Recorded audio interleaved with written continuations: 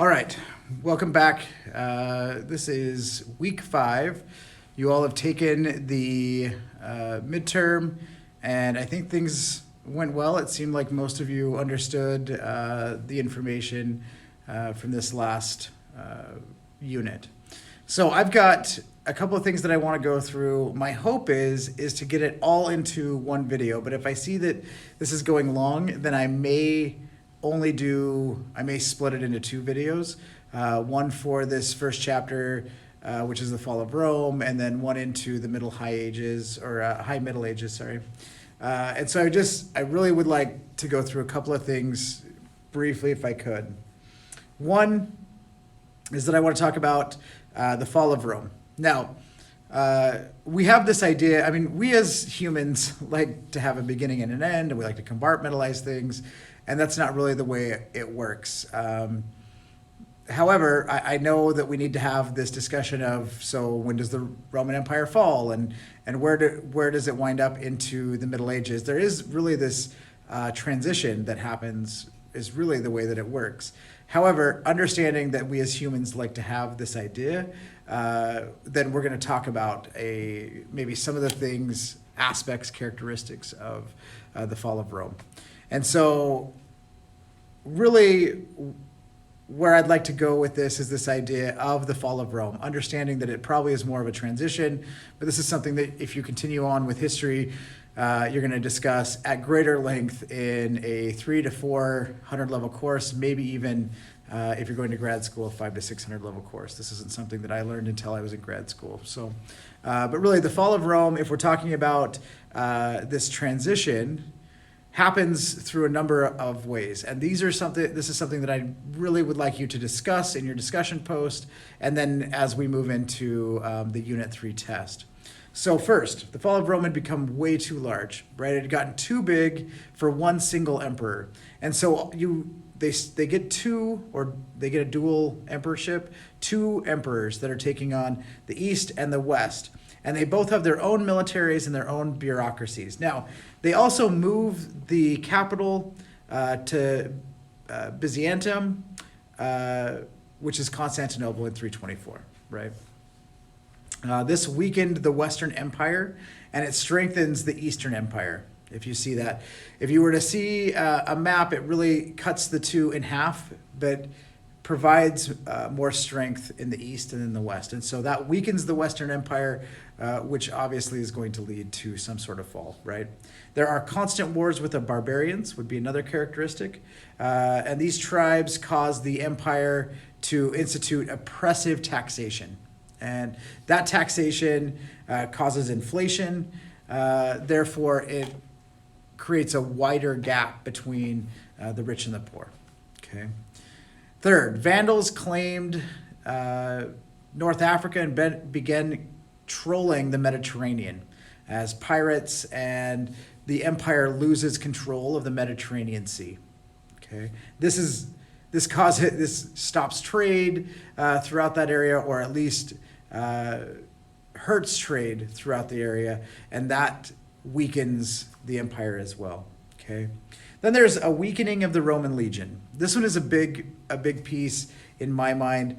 Once envied of the ancient world, Roman citizens begin not participating in the Roman legion. And so you get foreign mercenaries who begin to join on in greater numbers. Okay, power-hungry officers then start turning against their Roman employers, and many of the barbarians who sacked the city of Rome and brought down the Western Empire had actually earned their military prowess by being mercenaries in the Roman legion. And so basically the Romans trained their people who ended up taking control trained the barbarians. Okay, and then lastly, and this one I alluded to last week, is the fall of Rome dovetails with the spread of Christianity. Now, this is an interesting piece, and I like to, when in class, we usually spend quite a bit of time on talking about these things, and I know we don't have that kind of time in a summer course or an online course, but Christianity erodes the Roman value system, right? Instead of there being this emperor who is at the top, people start seeing it as God and Jesus, and that's who they are turning to rather than this Roman emperor, okay? It displaced polytheistic Roman religion, which saw the emperor as divine, and then shifted a focus away from the glory of the state to a sole deity, okay? And then religious leaders started taking an increased role in political affairs, and that complicated the government. And so it is this interesting piece of Christianity kind of breaking apart the Roman Empire as well. So those would be the major pieces that I'd like you to discuss or look for this week as you read, and then as you discuss those things. These are definitely pieces that I'm going to want you to discuss in your discussion post and then use in the Unit 3 exam as well. Okay. So we transition to the Byzantine Empire. Now the Byzantine Empire is a great empire, and it is a Roman Empire, and that really, the Byzantine Empire is that transition between Roman Empire and the Middle Ages. Okay, the reign of Justinian is fascinating. You get a lot of art and mosaics throughout this time that we still have, and those things are interesting as well. We also have the rise of Islam that takes place. And I spend a lot of time on my in-course classes on the rise of Islam. Really what I want you to understand, and I've posted a couple of videos for you to watch that are interesting as well, but really this idea of Muhammad and the story of Islam is similar to Christianity, and you get the two that are fighting against one another, okay? In the next 3 minutes, I think what I'm going to do is I'm going to try and get past the Crusades. You get this holy war, which is really the idea of jihad, right? A holy war. And for centuries, Muslims have governed Jerusalem and tolerated Christians. There is this idea of Muslims who are like, look, we're going to live in the world, but don't proselyte. And then Christians decide that they think that it's best if they come in and conquer. So in 1070, the Turks, who were Muslim, they conquered the Holy Lands. They mistreated Christians before realizing that they were useful in trade and the economy. And then they threatened the Byzantine Empire, and Pope Urban II reaches out and is like, hey, you know what we should do is we should go in and take over the Holy Land. And so here are some reasons, which you're going to have in a discussion post and in the Unit 3 exam as well, reasons for crusading. And I'll run through these briefly, and then who went on crusades. Piety, giving up everything, willing to face death for God. Okay, so that is a reason for going on a crusade. Pilgrimage. Most people are taking this holy journey, and the crusade is one way that they could do that.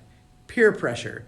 Other people saying, well, I'm going on a crusade, you should come with me. And they all head out and go to take back the Holy Land, okay, or Jerusalem. Indulging in bloodlust without guilt. There were all of these young men who were fighting, and the Pope is like, you know what, let's get these young men out and doing something and engaged in something else. And so going out and fighting and killing people without any guilt seemed like a good idea. Adventure seeking is a big one. Money is another one, and personal glory, okay? So these are major reasons why people went on the Crusades in the first place. Lastly, who went on the Crusades? You have kings and noblemen brought unwilling servants with them, but they went out and fought in the Crusades. Queens, they were encouraged to give money and stay out, but some of them went.